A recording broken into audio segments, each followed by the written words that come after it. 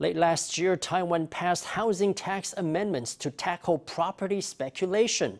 So far, the results are mixed. According to government figures dating to June, the number of multiple property owners has increased by 17,000 since the reform was passed.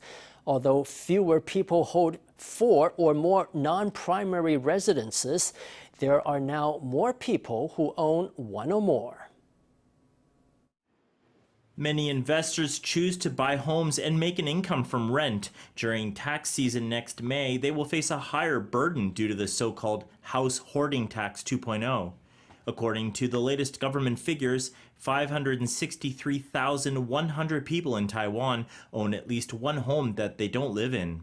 That's an increase of 17,000 people compared to the year before. Among Taiwan's multiple property owners, nearly 3,500 people have at least 7 non-primary residences, and they'll face a 4.8% house tax next May. Data shows that New Taipei is number 1 in the country for house hoarding, as some 80,000 residents have more than one home property. The city is followed by Taichung and Kaohsiung, each with 50,000 hoarders. There's been a small rise in the number of people with 1 or 2 non-primary residences. But if you look at the people who have 10 or more non-primary residences, that figure has decreased. Amendments to tackle house hoarding came into effect in July. Under the new rules, property owners are taxed based on all the homes they own nationwide, not just locally. The amendments raised the tax rate for owners of 4 or more non-primary residences.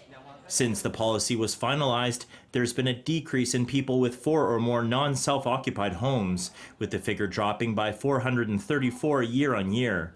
The number of people with 10 or more also decreased by 89. But the number of people with 1 non-primary residence surged to over 460,000, a yearly increase of 18,000.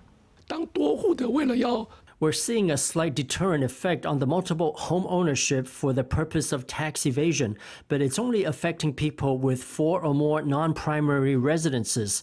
We're actually seeing an increase in people with 1 or 2 non-primary residences. Let's not forget that the house hoarding tax kicks in at the 4th property, and in reality, there are still a lot of people who own 4 or more.